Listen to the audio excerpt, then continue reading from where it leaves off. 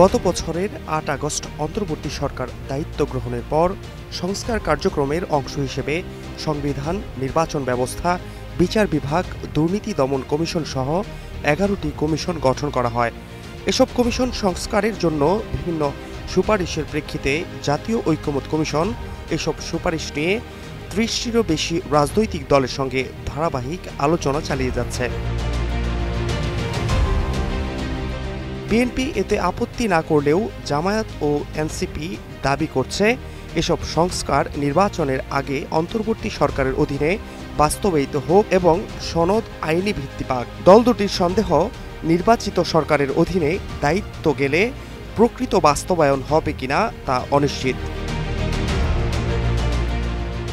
এমন প্রেক্ষাপটে সংস্কারের বিষয়গুলো বাস্তবায়ন ও জুলাই সনদ কার্যকর ছাড়া নির্বাচনে অংশ নেওয়ার কোনো মানে হয় না বলে মন্তব্য করেছেন জাতীয় নাগরিক পার্টি এনসিপির সদস্য সচিব আখতার হোসেন।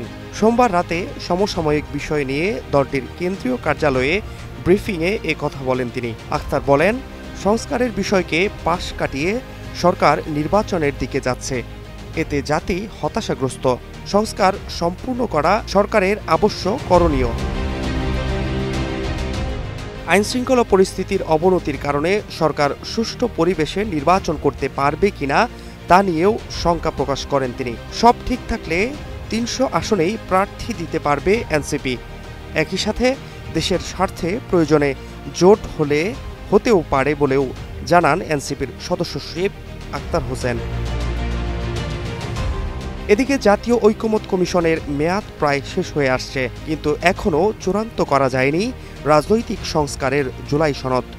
সনদটি বাস্তবায়নের পদ্ধতি ও আইনি ভিত্তি নিয়ে বিএনপি, জামায়াত ও এনসিপি সহ বিভিন্ন রাজনৈতিক দলের মধ্যে দেখা দিয়েছে গভীর মতপার্থক্য। ফলে এই সনদ চূড়ান্ত করা না হওয়ায় জাতীয় ঐকমত্যের পথে বড় ধাক্কা পড়েছে।